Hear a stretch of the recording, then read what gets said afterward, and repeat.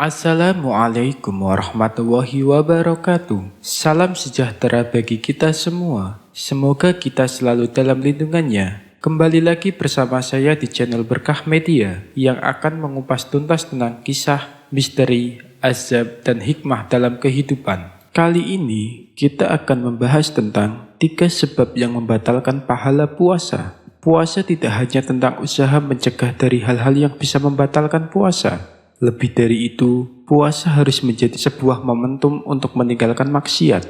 Semua itu terungkap dalam sebuah hadis Rasulullah yang beliau sampaikan beberapa abad silam. Rasulullah bersabda, "Kam min sha'imin laisa lahu min siyamihi illal ju'i wal atasi." Artinya, betapa banyak orang yang berpuasa namun dia tidak mendapatkan sesuatu dari puasanya kecuali rasa lapar dan dahaga. Hadis riwayat An-Nisa. Hadis di atas secara jelas memberikan suatu pengertian bahwa betapa banyak orang yang melakukan puasa dan sukses mencegah dirinya dari hal-hal yang membatalkan puasa, hanya saja tidak mendapatkan pahala. Lantas, apa saja penyebab yang bisa menghilangkan pahala puasa? Mari simak penjelasan Habib Zain bin Smith dalam kitab Al-Fawaidul Muqtarah li Saliki Thoriqil Akhirah. Habib Zain bin Smith memberikan 3 penafsiran terkait ayat di atas, yaitu pertama, orang yang berpuasa tapi tidak meninggalkan pekerjaan-pekerjaan yang bisa menghilangkan pahala puasa, seperti menggunjing orang lain,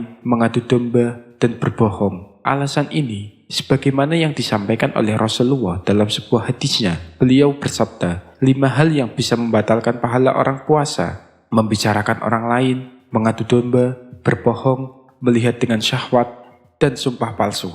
Hadis riwayat Ad-Dailami.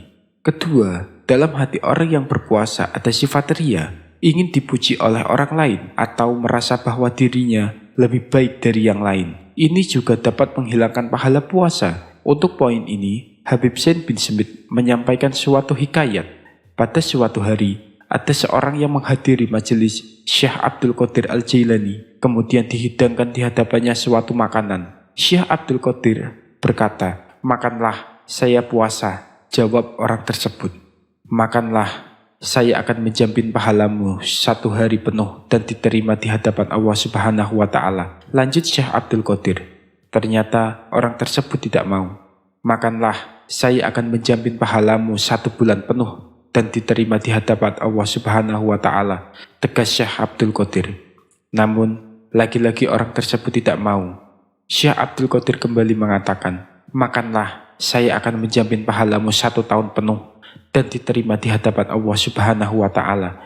Namun, sikap seperti pertama saat ia datang tidak kunjung berubah dan tidak mau makan apa yang dihidangkan di hadapannya. Dengan itulah, akhirnya Syekh Abdul Qadir mengatakan, "Tinggalkanlah, engkau telah hina di hadapan Allah Subhanahu wa Ta'ala." Dan setelah kejadian itu, orang tersebut menjadi Nasrani, bahkan mati dalam keadaan kafir. Na'udzubillah. Kisah ini berlaku dalam konteks puasa sunnah, tidak dalam puasa fardu. Sebab dalam puasa fardu, seseorang tidak boleh berbuka sepanjang tidak ada alasan yang bisa dibenarkan. Membatalkan puasa wajib hanya karena menjadi tamu tidak diperkenankan, kecuali dalam kasus puasa sunnah. Ketiga, termasuk sesuatu yang bisa menghilangkan pahala puasa ialah berbuka puasa dengan sesuatu yang haram. Di samping bisa menghilangkan pahala puasa, lebih dari itu, berbuka dengan sesuatu yang haram juga bisa membuat seseorang merasa berat untuk melakukan suatu ibadah, sehingga akan sangat mudah meninggalkannya. Dengan kata lain, berbuka puasa dengan makanan haram bisa membuat diri seseorang yang puasa malas beribadah. Habib Zain bin Smith, Al-Fawaidul Muqtarah li Saliki Thoriqil Akhirah, halaman 587. 3 hal di atas harus disadari bahwa sangat berdampak negatif bagi orang yang melakukan puasa, karena jika tetap melaksanakannya, orang yang berpuasa hanya bisa melakukan puasa tanpa mendapatkan pahala. Wallahu a'lam bishawab.